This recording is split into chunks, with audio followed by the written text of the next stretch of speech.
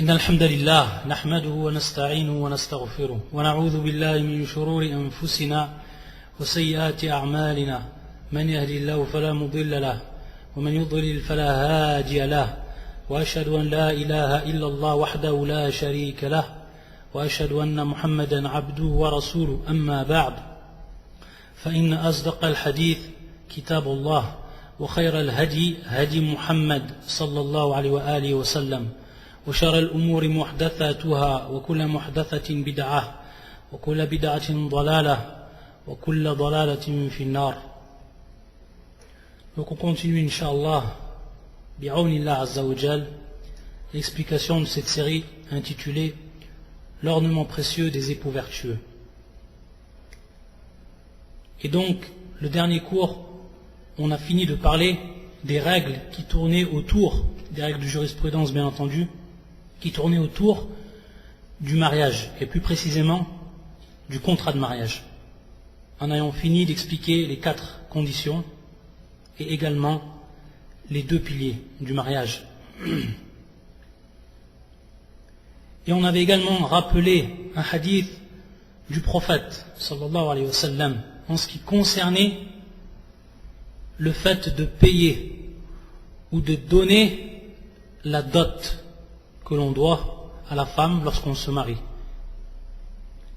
Et parmi les hadiths qu'on avait cités, ce hadith de Uqbat ibn Amir radiyallahu ta'ala an, أن النبي صلى الله عليه وسلم قال إن أحق الشروط أن يوفى به ما استحللتم به الفروج, et qui est un hadith muttafaqun alayh.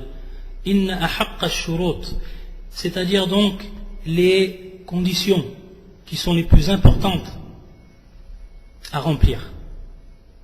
Mastahlaltum bihil furuj, ces conditions par lesquelles vous avez donc rendu ce rapport avec cette femme permis, bien entendu aux yeux de la religion. Ça c'est la signification du hadith. Et donc on avait dit que bien entendu la plus grande des conditions pour ce qui était de cela, c'était bien entendu al-mahr, c'était la dot. Mais également, et on va rentrer dans le sujet des conditions qui sont posées, et dans la plupart des cas, bien entendu, par la femme. Et à travers ce hadith, qui est donc général et qui va prendre en considération les conditions qui vont être posées, certaines conditions qui vont être posées, il est bien de connaître et de savoir quelle est al-dabit, c'est-à-dire quelle est la règle pour ce qui concerne ces conditions. C'est-à-dire, qu'est-ce que la femme elle a droit de poser comme condition, qu'est-ce qui lui est interdit, qu'est-ce qui va à l'encontre de la religion, etc. Ça c'est important. Et c'est pour ça que l'imam Ibn al-Qayyim rahmatullah alayhi يقول الضابط الشرعي أن كل شرط خالف حكم الله تعالى فهو باطل وما لم يخالف فهو لازم. C'est-à-dire, qu'est-ce que l'on comprend? On comprend tout simplement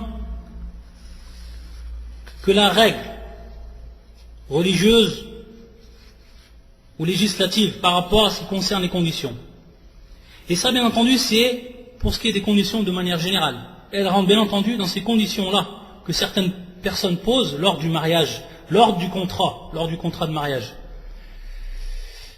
Il nous dit donc la règle à savoir ici, et qui est une règle générale, et que l'on applique donc à tout ce que l'on va connaître, il dit chaque ou toute condition qui va à l'encontre de la loi d'Allah, le Très-Haut, alors elle est invalide. Fawa bati, elle est invalide. Et ce qui ne va pas contredire donc cette loi, وَمَا لَمْ يُخَالِفُ فَهُوَ لَازِمٌ, alors on doit s'en acquitter. C'est-à-dire si cette condition ne va pas en contradiction avec la loi d'Allah, alors on doit s'en acquitter. فَهُوَ لَازِمٌ. Ça c'est la règle que nous donne Ibn al-Qayyim, qui est générale et qui nous fait comprendre quelle est ici donc ou sur quoi on doit se baser pour comprendre donc ce qui rentre fi bab al-shurut, dans les conditions, et plus précisément ici le hadith.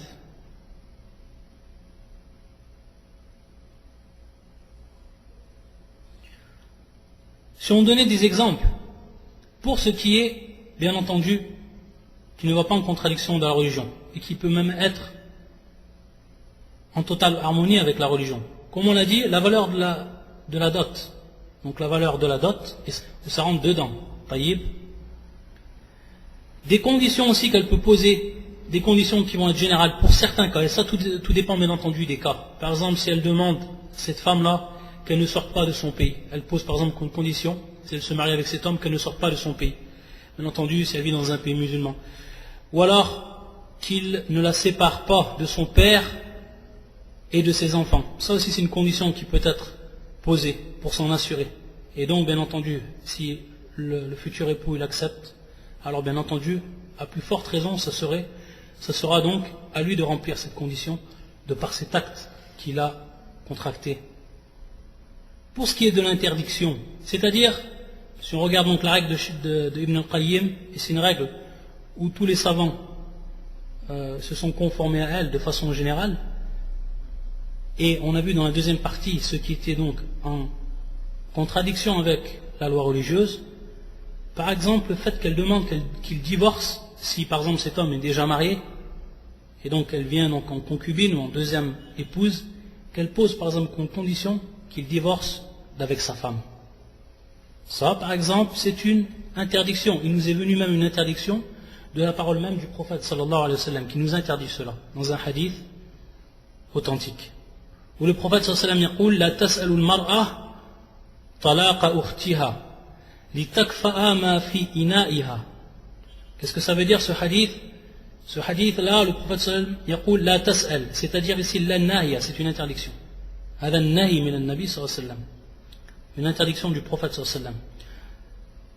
La femme ne demande pas le divorce de sa sœur. Li takfa'a. Bimarna li tastafriya. C'est-à-dire li takfa'a ma fi ina'iha, c'est-à-dire donc qu'elle déverse ce qui est dans le récipient ou le plat de sa sœur. Et dans certaines versions, il est précisé qu'Allah Azzawajal, c'est lui qui pourvoit aux besoins. Donc on comprend par rapport à cela que la femme peut faire cela tout simplement par niya, c'est-à-dire par son intention qu'elle a peur donc du risque, le fait que son mari se retrouve avec deux femmes. Ou autre raison, à la kulli hal, dans ce hadith, il est interdit que la femme demande le talaq de la deuxième, ou de la première, bien entendu, de la première. Donc dans ce cas-là, si la femme elle demande cela, c'est tout simplement batil. C'est-à-dire sans contradiction avec la religion. Donc on revient à la règle d'Ibn al-Qayyim qui nous avait cité, et tout simplement on va réfuter cette condition. Elle ne sera même pas pris en compte, batil. Même s'il a été accepté cela par ignorance, elle est batil, elle n'est même pas reconnue au niveau du din parce qu'elle est en pleine contradiction. Également, par exemple, de ne pas partager équitablement les nuits. Si par exemple également le cas d'une concubine, qu'elle demande que son prochain mari donc ne partage pas équitablement les nuits avec sa première épouse ou sa deuxième épouse, etc. Tout ça, ça rentre dans ce qui est interdit et qui est en contradiction avec la religion. Donc bien entendu, ça c'est batil, comme nous l'a dit le cheikh Fawa batil.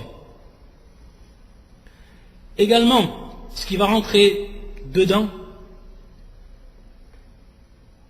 وإن كان مختلف أو مختلفا فيه, c'est pour ce qui est du refus de la polygamie. C'est-à-dire que la femme, lorsqu'elle va se marier avec son mari,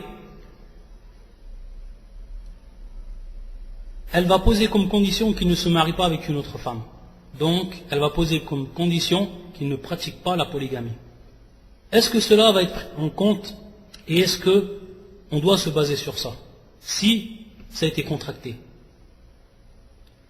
Il faut savoir que certains savants disent que si ça a été contracté, il est permis, si ça a été contracté, alors on doit l'appliquer. Et ça c'est Qawl al-Hanabila, al-Hanbalit. Et qui est aussi la parole de certains savants d'aujourd'hui. Et d'autres qui disent que c'est batil, que c'est une condition qui est complètement fausse.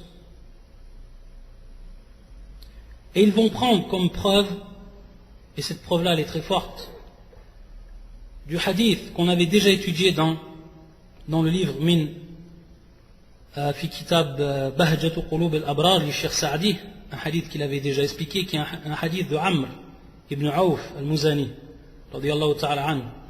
Le Nabi sallallahu alayhi wa sallam قال المسلمون على شروطهم, c'est-à-dire donc que les musulmans ils doivent remplir les conditions qu'ils ont émises entre eux. إلا شرطا حرم حلالا أو أحل حراما, sauf une condition qui a rendu interdit ce qui est permis, ou une condition qui a rendu permis ce qui est interdit. Donc on voit que cette condition va venir interdire ce qui est permis chez l'homme, c'est-à-dire ta'addud, qui est mashrou' et qui est permis à cet homme, que la religion lui a donné comme droit et comme permission qu'il prenne plusieurs femmes. Et cette condition, elle va venir tout simplement lui interdire ce halal, ce qui lui est donc permis. Illa shartan harrama halalan. Et ça, c'est la parole de beaucoup de savants, et plus précisément min ahl al-hadith, qui voient que c'est une parole ou c'est une condition qui ne peut être valable et qui ne peut être acceptée, et dont on ne peut prendre en compte, même si elle a été contractée. Et la femme qui fait cela, elle va rentrer sous deux points qui sont très graves. Dans un premier temps, tasuddu an sabilillah, c'est-à-dire donc qu'elle va empêcher la voie d'Allah Azza wa Jal, tasuddu an sabilillah. Et la deuxième chose, anna asiya, c'est qu'elle est pécheuse. Et pourquoi cela? Parce qu'à l'origine, pour la femme donc qui va interdire son mari la polygamie, que ce soit, là on parle de façon plus générale, c'est-à-dire donc que ce soit même après le mariage, que les époux donc vivent déjà ensemble et même qu'il n'y a pas eu de contrat de mariage. Pourquoi? Parce qu'elle asl, c'est-à-dire à l'origine, lorsque l'homme il va obliger sa femme à faire quelque chose, al-ali min bab al-mubah, qui est une chose qui reste dans ce qui est permis au niveau de la religion. Lorsque lui, il lui donne cet ordre-là, alors à ce moment-là, par rapport à elle, c'est bien entendu donc, ça reste dans ce qui est du permis, et elle en a la capacité, c'est-à-dire d'accomplir cela, alors ça devient dans son droit wajib, c'est-à-dire une obligation. Et donc, le fait qu'elle va interdire ce que Allah Azza wa Jalla a permis, et qu'elle va tout faire donc pour ne pas que ça se fasse, alors dans ce cas-là, elle va tomber donc dans le péché. Et la deuxième chose, yatasuddu an sabilillah.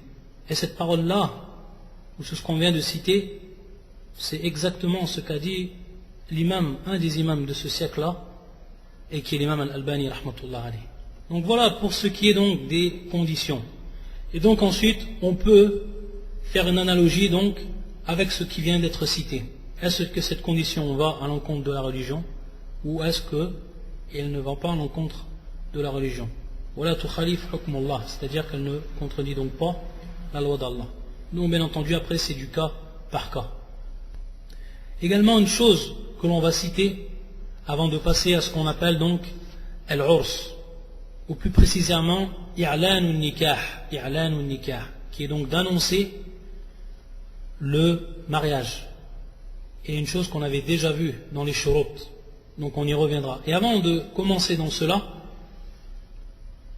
on aimerait faire une parenthèse et un point qui est également important à citer et qui concerne certainement beaucoup de jeunes. C'est ce qu'Allah Azza wa Jalla nous a permis à la base, et qui est le mariage avec ce qu'on appelle les gens du livre. Les femmes, bien entendu, des gens du livre.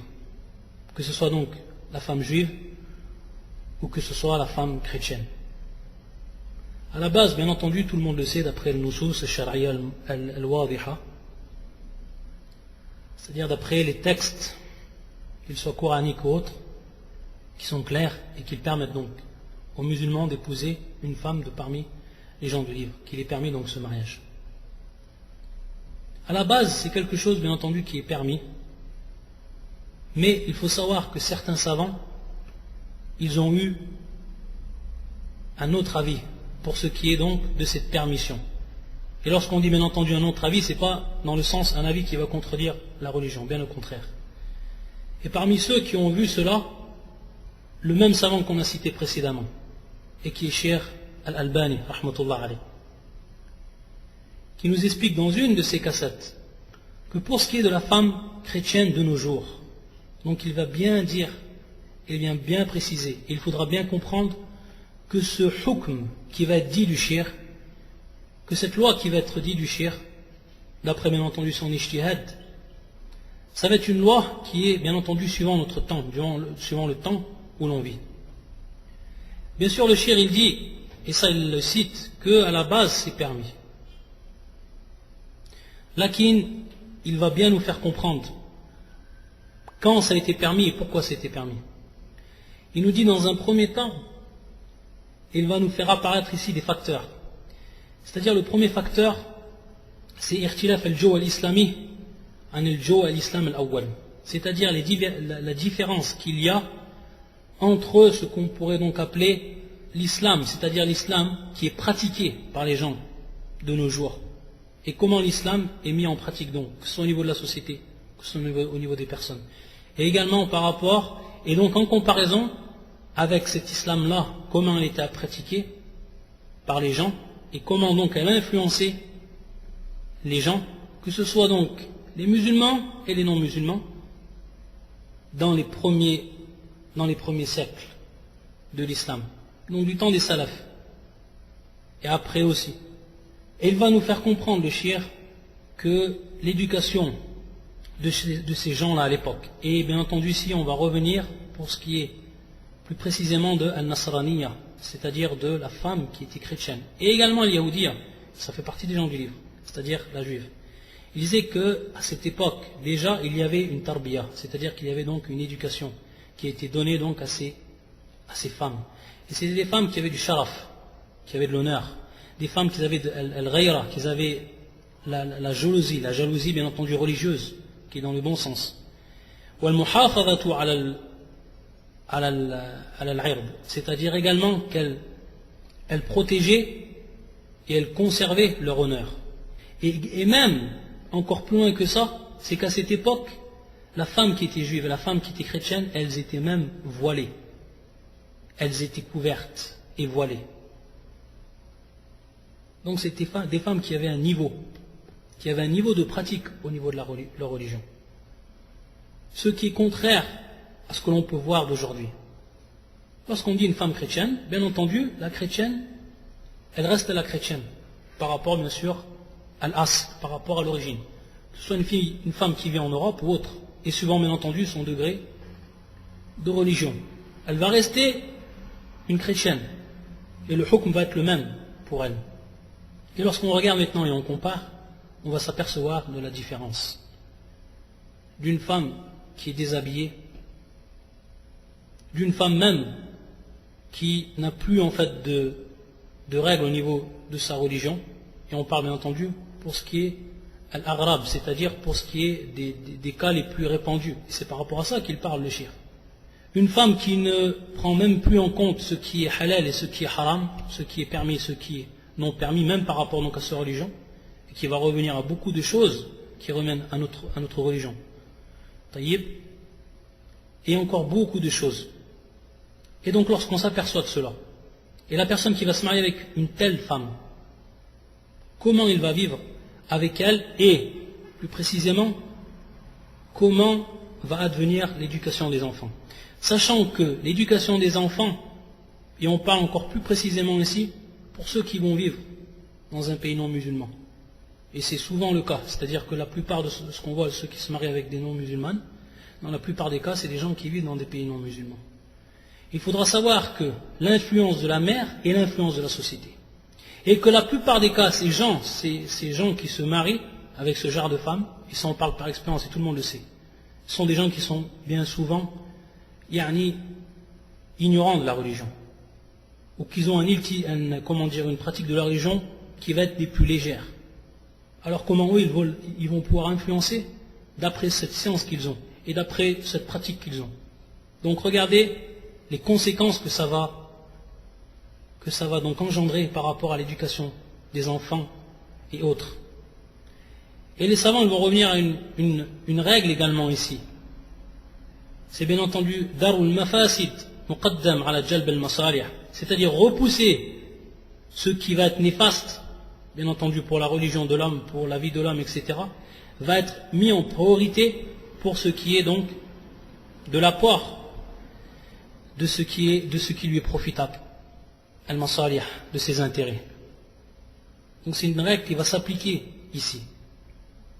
Et donc c'est pour ça qu'à partir de là, au minimum, les savants ne conseillent pas ce mariage.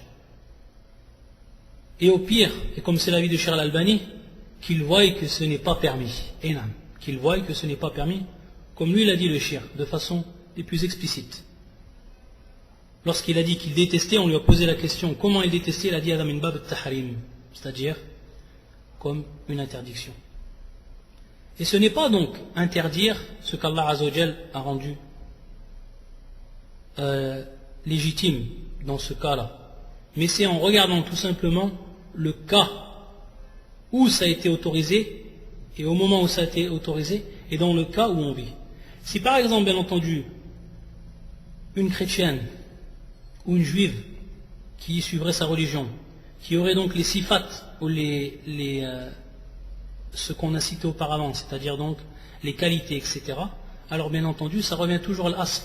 Ça reviendrait donc toujours à ce qui est d'origine, le hukm al-asli, c'est-à-dire ce qui va être la loi d'origine, et qui est donc la permission.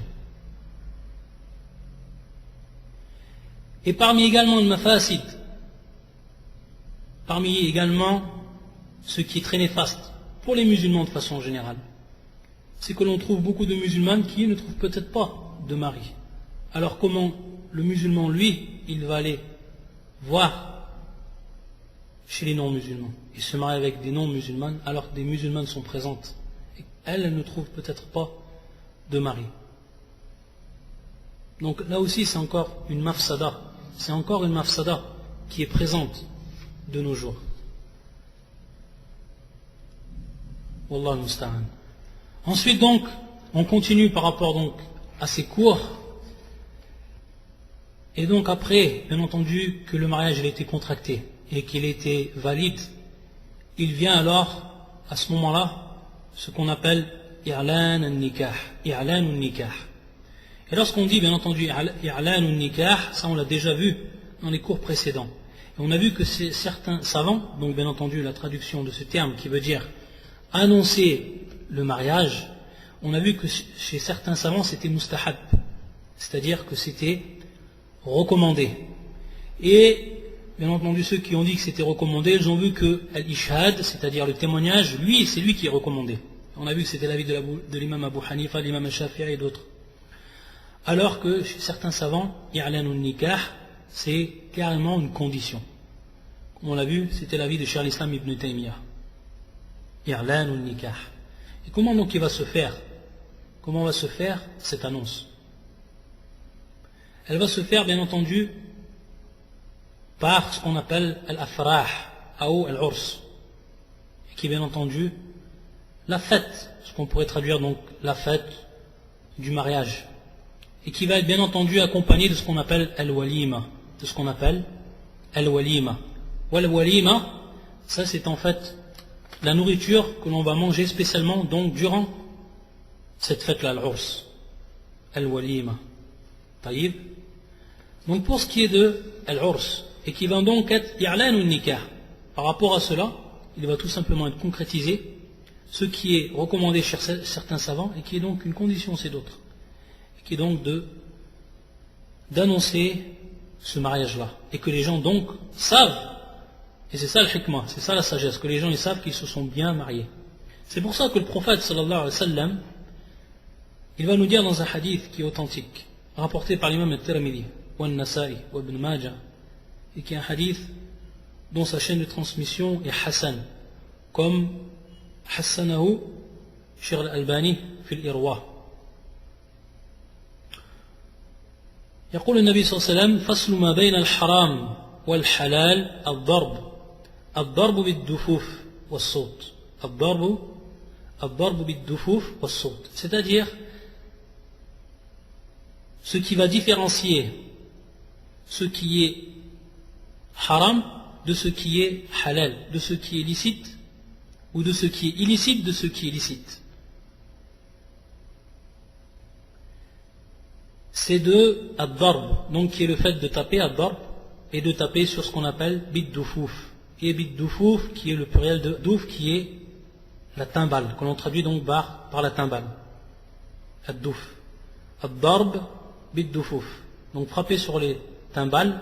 Was-saut, bien entendu, donc la voix, ou de façon générale, les voix. C'est-à-dire donc les voix, la joie qui va sortir de ce jour-là, ou plutôt de cette fête-là. Donc par rapport à cela, il va tout simplement avoir un i'lan, il va donc avoir une annonce qui va être faite automatiquement. C'est pour ça que le prophète sallallahu alayhi wa sallam faslu ma bayna al-haram wa al-halal. Donc c'est ce qui va différencier, et ce qui va séparer donc ce qui est haram et de ce qui est halal. Et on avait vu que pour ce qui était du zina, c'est ce qui était fait donc en secret. C'est ce qui était fait en secret. Et donc à partir de là, lorsqu'il va avoir al-i'lan, ça va être bien entendu ici, comme on le comprend du hadith, ce qui va séparer de ce qui était donc interdit, secret, et qui va donc être rendu public. Et ce qui est rendu public, c'est ce qui est licite, et c'est bien entendu le mariage légiféré. Et donc également ici, on va s'apercevoir qu'il est permis donc, et ça c'est pour les femmes, d'utiliser donc des timbales ce jour-là. Et également de chanter des chants. Bien entendu, lorsqu'on dit des chants, il ne faut pas qu'il y ait à l'intérieur de ces chants-là des paroles de perversité, incitation au mal, ce qui éveille les passions, etc. Donc, bien au contraire, ce qui rentre dans le bien. Taïb. Et on va le voir également dans d'autres hadiths du prophète sallallahu alayhi wa sallam. Et également donc, lorsqu'on dit ad-douf, c'est la seule chose qui nous est permise, de par ce hadith du prophète sallallahu alayhi wa sallam, et d'autres hadiths également, comme on va les voir. Et donc ne pas confondre cela et ce que font beaucoup de musulmans, Wallah al-Musta'an de nos jours, et qui utilisent donc durant ces fêtes de mariage ou la fête du mariage, qui utilisent tout simplement ce qu'on appelle les instruments musicaux, al-ma'azif, alors que cela a été interdit par le prophète sallallahu alayhi wa sallam, et ce de la manière la plus claire, comme dans ce hadith qui nous est rapporté par l'imam al-Bukhari ta'liqan wa salahu Abu Daoud wa sahih, un hadith qui est authentique, où le prophète sallallahu alayhi wa sallam yaqul la yakunanna min ummati aqwamun yastahillun al-hirra, c'est-à-dire donc az-zina.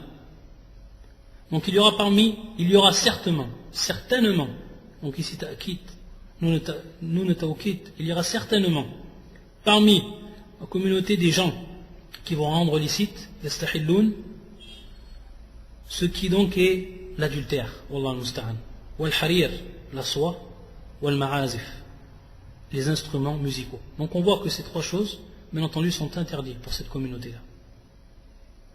Et ce qui rentre, les trois choses qu'il a citées le prophète sallallahu alayhi wa sallam, parmi ces trois choses, al-ma'azif, les instruments. Donc ceci est une preuve. Ceci est une preuve de la sunna, une preuve explicite, qui est claire, que cela, bien entendu, est interdit.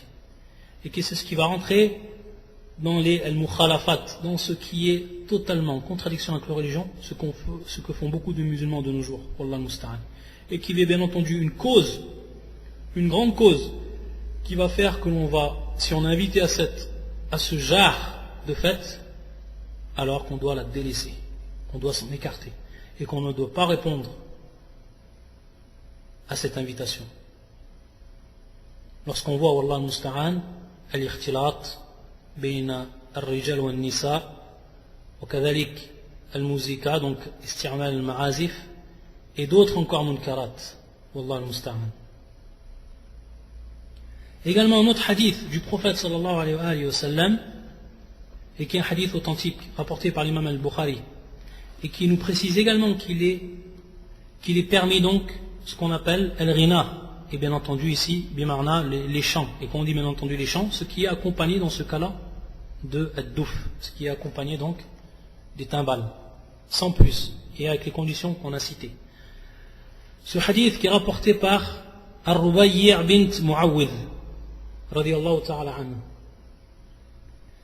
جاء النبي صلى الله عليه وسلم يدخل حين بني عليه, c'est-à-dire que le prophète صلى الله عليه وسلم il est venu une fois que donc elle a consommé le mariage.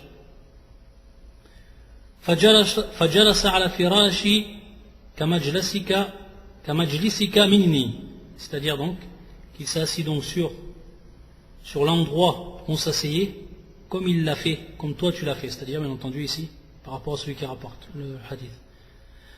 فجعلت حويريات لنا يضربن بالدف, c'est-à-dire donc des servantes, des femmes servantes, esclaves, qui ont commencé donc à taper sur la timbale. ويندبنا من قتل من آباء يوم بدر, c'est-à-dire qu'elle également, donc yandubna, qui est du terme an-nudba, et qui est donc dhikru awsaf al-mayyit bithana alayh, c'est-à-dire donc rappeler celui qui est mort par des bons attributs. Et ça, ici c'est une preuve que c'est permis, bien entendu, quand ceci ne rentre pas dans ce qui est l'exagération ou autre, et qui reste sur la vérité. Et elle faisait cela, elle rappelait donc les bonnes qualités de ces gens-là, ceux qui ont été tués parmi bien sûr nos pères, Yom Badr, c'est-à-dire durant la bataille de Badr. إذ قالت إحداهن وفينا نبي يعلم ما في غد الله المستعان. Lorsqu'il y en a une parmi elles qui a dit, il y a parmi nous donc un envoyé qui connaît ce qu'il y a demain. Et tout de suite, bien entendu, le prophète sallallahu alayhi wa sallam, il va répondre à ceci. Et c'est encore une des preuves qui est plus que claire, que seul Allah Azza wa Jal connaît l'invisible. Lorsqu'il dit, le prophète sallallahu alayhi wa sallam, فقال دعي هذه وقولي الذي كنت تقولين, c'est-à-dire délaisse cette parole-là, cette parole que tu viens de dire, et dis ce que tu disais, c'est-à-dire les autres choses que tu disais, que tu chantais. Mais dans une autre version qui est elle authentique, قال رسول الله صلى الله عليه وسلم لا يعلم ما في غد إلا الله. Personne ne connaît ce qu'il y aura demain sauf Allah subhanahu wa ta'ala. On voit ici comment le prophète sallallahu alayhi wa sallam a tout de suite répondu et a protégé donc le tawhid ici.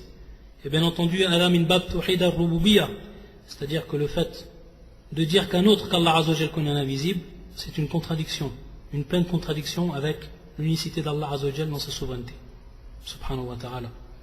Et comme a dit Allah Azza wa Jal à propos de son prophète, وَلَوْ كُنْتُ أَعْلَمُ الْغَيْبِ وَلَوْ كُنْتُ أَعْلَمُ الْغَيْبِ لَاسْتَكْثَرْتُ مِنَ الْخَيْرِ. Si j'aurais connu l'invisible, alors j'aurais demandé en abondance et je me serais procuré en abondance le bien. Donc à la kulli hal, shahid, le témoin argumentatif dans ce hadith, c'est le fait qu'il y ait donc cette urs et qu'il y a eu ici dans ce hadith authentique ad-darb bid-duf. Il y a un autre hadith également que l'on va citer qui est un hadith de Aïcha radiyallahu ta'ala anha et qui est un hadith également authentique, hadith rapporté par l'imam al-Bukhari. أنها زفت امرأة إلى رجل من الأنصار, c'est-à-dire qu'elle a conduit, Aïcha a conduit une femme à son homme, c'est-à-dire à son nouveau mari. Elle l'a conduit donc à son nouveau mari. C'est elle, Aïcha, qui l'a conduit à son nouveau mari. فقال نبي الله يا عائشة أما كان معكم لهون, c'est-à-dire, ô Aïcha, y avait-il pas avec vous lahoun, donc ici un divertissement. Et dans d'autres riwayat, comme va nous le préciser Ibn Hajar fi al-Fath, c'est-à-dire le maqsoud ad-darb, darb ala al-duf.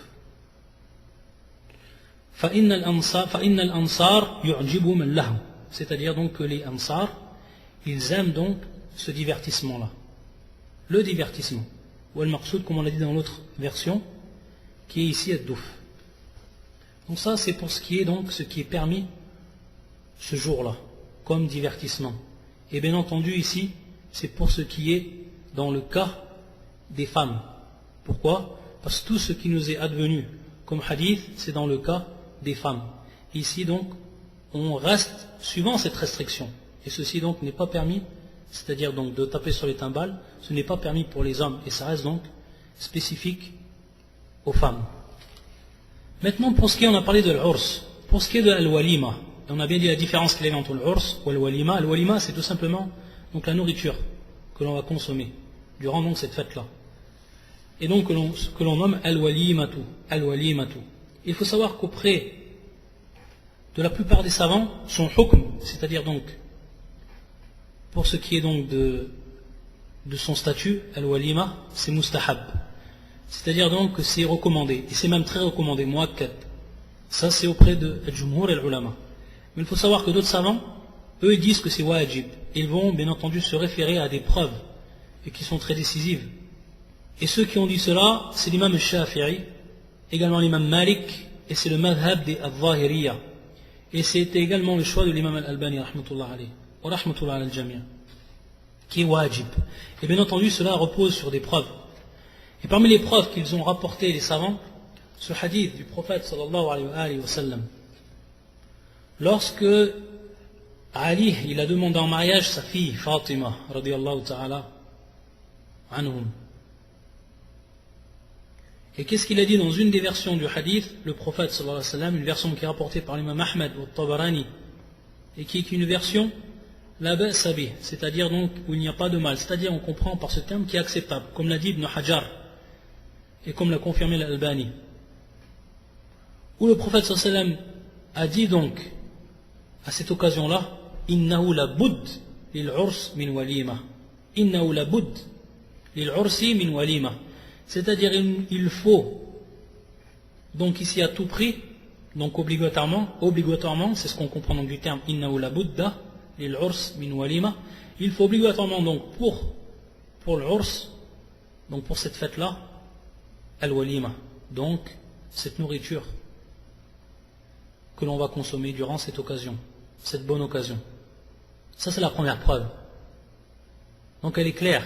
Et la deuxième preuve également, qui est un hadith, qui est un long hadith, lorsque Abd al-Rahman ibn Awf s'est marié, et lorsque le prophète sallam lui a dit Aoulim wala bisha, et qui est un hadith rapporté par le Jama'a.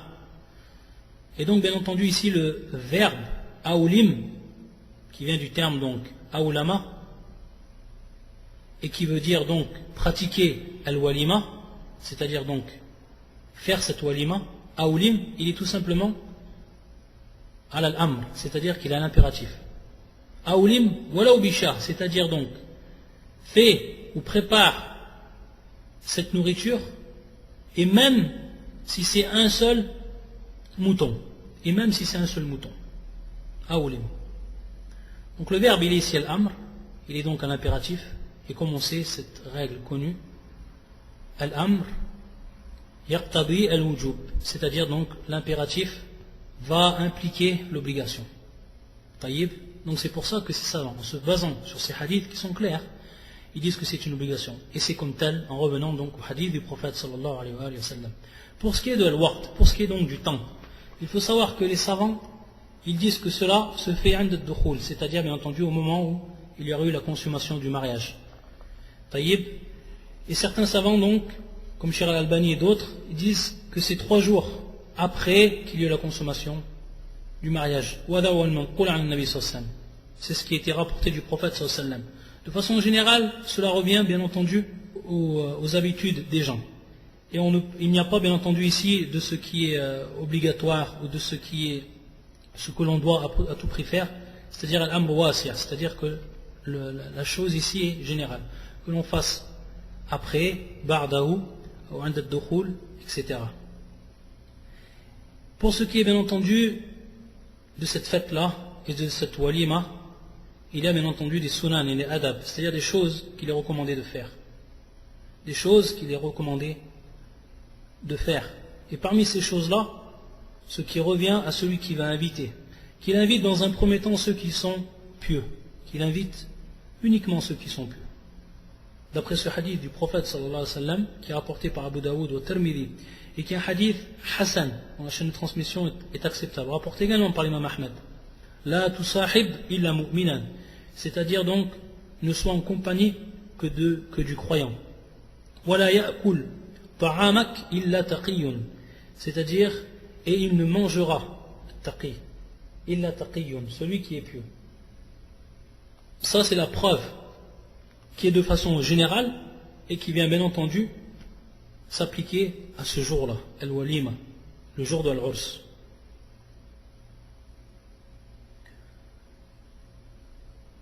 Et également, c'est pour ce qui est de l'interdiction ici.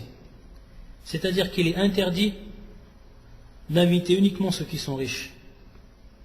C'est pour ça que le prophète sallallahu alayhi wa sallam, dans un hadith qui est muttafaqun alayh, rapporté par l'imam al-Bukhari et l'imam Muslim, يقول شر الطعام طعام الوليمة يدعى إليها الأغنياء ويمنعها الفقراء. C'est-à-dire donc le pire, la pire des nourritures, c'est la nourriture donc de al-walima, de ce jour-là.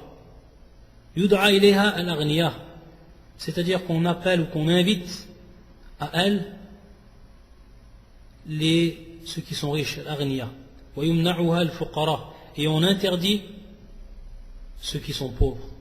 Donc ici c'est un tahrim, c'est une interdiction du prophète sallallahu alayhi wa sallam. هذا يفيد التحريم, c'est-à-dire qu'on va en profiter que c'est interdit. Et pour ce qui est donc, ça c'est pour celui donc qui va inviter. Il invite les pieux et il invite donc tous les gens. Il n'invite pas uniquement ceux qui sont riches, mais tous, même les pauvres. Ça c'est pour celui qui invite. Et pour celui qui répond, qui doit répondre, il faut savoir que pour celui donc qui va répondre à l'invitation, est-ce que cela c'est obligé, c'est une obligation dans son droit ou pas? Il faut savoir que la plupart des savants disent que c'est une obligation. Que c'est une obligation de répondre donc à cette invitation. Et plus précisément, da'wat al-urs, donc l'invitation de cette fête-là. Que c'est donc obligatoire. Ils vont se reposer également, ou ils vont reposer leur avis sur des hadiths qui sont clairs au niveau de l'argumentation. Le premier hadith qui est un hadith de Ibn Omar, qui est rapporté par l'imam al-Bukhari et l'imam Muslim. إِذَا دُعِيَ أَحَدُكُمْ إِلَى الْوَلِيمَةِ فَلْيَأْتِيَا. C'est-à-dire si un de vous est invité à une walima, alors qu'il vienne. Et de même ici, comme on comprend la preuve, فَلْيَأْتِيَا هذا أمر, c'est-à-dire ici le verbe est un impératif, donc c'est une obligation. Également il y a une autre version, ou plutôt ce qui vient s'ajouter à cette version, et par une chaîne authentique auprès d'Abu Ya'la et d'autres encore, وَمَنْ لَمْ يُجِبْ الدَّعْوَةَ فَقَدْ عَصَى اللَّهَ وَرَسُولَهُ وَمَنْ لَمْ يُجِبْ الدَّعْوَةَ فَقَدْ عَصَى اللَّهَ وَرَسُولَهُ. Celui qui ne répond pas donc à l'appel, ou plus précisément à l'invitation, alors il a désobéi à Allah et son prophète. Donc ça c'est les plus clairs pour prouver et pour argumenter que répondre c'est une obligation. Là où bien entendu l'obligation va être dissipée ou ne va plus être une obligation, au moment bien entendu où la personne elle a une excuse. Et ce qui va rentrer également dans les excuses, comme on l'a vu, c'est lorsque dans cette invitation on va s'apercevoir il y a du haram, il y a ce qui est interdit. Et là il n'est pas possible donc de s'associer à eux dans cette fête-là. Lorsqu'on a parlé bien entendu de celui qui doit répondre à l'invitation, il se peut, et c'est la question qui va venir ici, il se peut que la personne elle soit sa'im, c'est-à-dire que la personne elle jeûne ce jour-là. Donc qu'est-ce qu'elle doit faire? Qu'est-ce qu'elle doit faire? En réalité elle doit répondre elle aussi. Elle doit répondre d'après un hadith du prophète sallallahu alayhi wa sallam que l'on cite, qui est un hadith rapporté par l'imam Muslim, il doit répondre à cette invitation. Car le prophète sallallahu alayhi wa sallam يقول إذا دعي أحدكم من الطعام فليجب فإن كان مفطرا فليطعم وإن كان صائما فليصلي يعني الدعاء. Dans ce hadith, le prophète sallallahu alayhi wa sallam nous dit que si celui ou si l'un d'entre nous a été invité donc à un plat, c'est-à-dire à une nourriture, alors on doit y répondre. فليجب.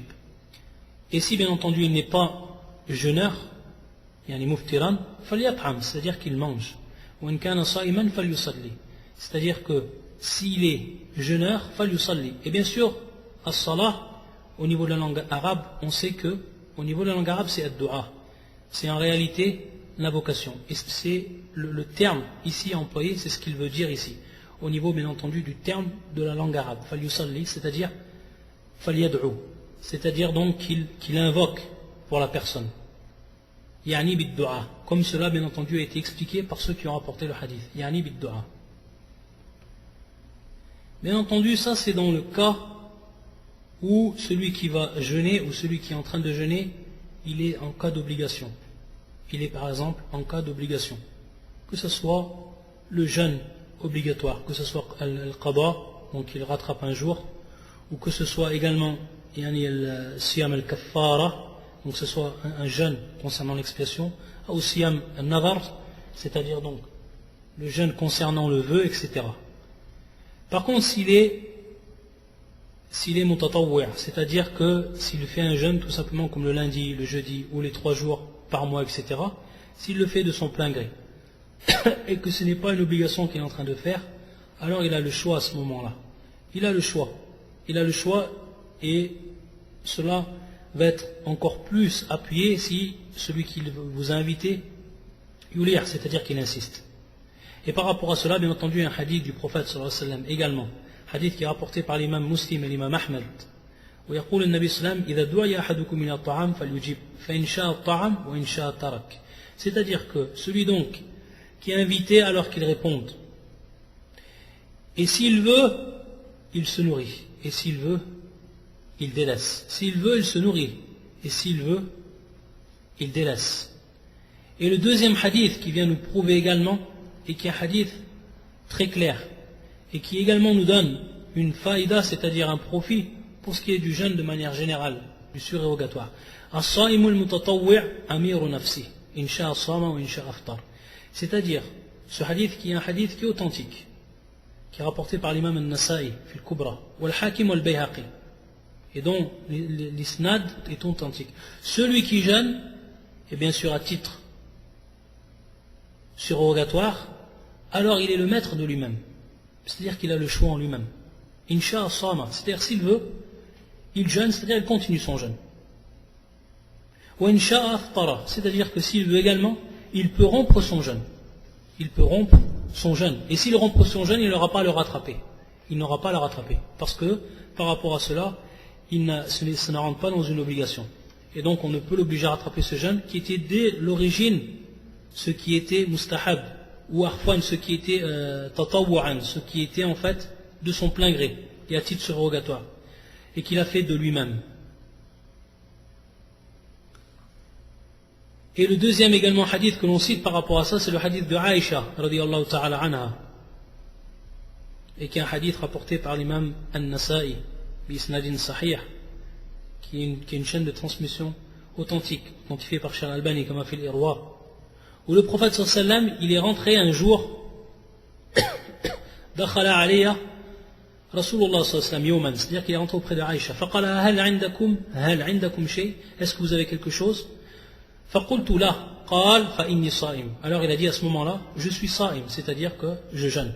Donc à partir de là, il a dit je suis jeûneur. Donc le prophète sallallahu alayhi wa sallam, dans le premier cas, où il n'a rien trouvé, il n'y avait rien à manger, parce qu'il est venu chez Aïcha, il a tout simplement dit fa inni sa'im, c'est-à-dire donc il a jeûné, parce que c'est son choix, et il est dans ce cas-là mutatawwi', c'est-à-dire que ce n'est pas une obligation qu'il est en train de faire, mais il est surrogatoire, c'est-à-dire que c'est le cas où c'est une surrogation.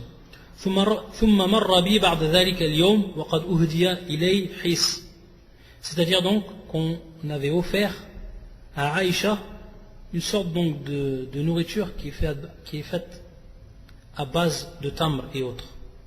Donc on lui avait donné en cadeau ce jour-là. Et elle l'avait laissé de côté pour lui. فَخَبَّأْتُ لَهُ مِنْهُ. Donc je l'ai laissé de côté pour lui. وَكَانَ يُحِبُّ الْحِيسِ فَقَالَ أو قالت يا رسول الله إنه أهدي لنا حيس فخبأت لك منه قال أدنيه أما إني قد أصبحت وأنا صائم فأكل منه ثم قال إن مفصم المتطوع مثل الرجل يخرج من ماله الصدقة فإن شاء أمضاها وإن شاء حبسها. Donc lorsqu'elle lui a dit Aïcha qu'elle avait délaissé ou qu'elle avait laissé, qu'elle avait mis de côté pour lui donc cette nourriture, alors il lui a dit de s'approcher, et ensuite il a dit j'étais dès le matin sa'im, donc avec cette niya, et ensuite il a mangé, et une fois qu'il a mangé, il a précisé ce qu'il avait fait, et il a dit donc cet exemple, il a dit comme celui qui jeûne, donc qui est un jeûne de l'ordre du surérogatoire, comme la personne yukhrij min malihi sadaqa, mithra ar-rajul yukhrij min mali sadaqa, c'est-à-dire qu'il sort de son argent une aumône. Fa in sha'a amdaha, c'est-à-dire s'il veut donc, il va la donner, c'est-à-dire qu'il va la donner jusqu'à la fin. Donc, il va continuer donc à donner cette sadaqa. Il a eu l'intention de la donner, il la donne. Taïb, wa in sha'a habasa, c'est-à-dire que s'il veut au dernier moment, il la garde pour lui. il n'est pas obligé de la donner. Il la garde pour lui, au dernier moment, s'il voit cela. Taïb. Donc tout simplement, ça nous prouve, pour celui qui fait le jeûne, c'est de même, c'est exactement la même chose. S'il veut, il jeûne jusqu'au bout. Et s'il veut, il peut donc casser son jeûne, sans rien devoir, par rapport, bien entendu, à la législation. C'est-à-dire qu'il n'a pas rattrapé ce jour, et il n'a pas commis un péché. Parce que c'est pour lui permis.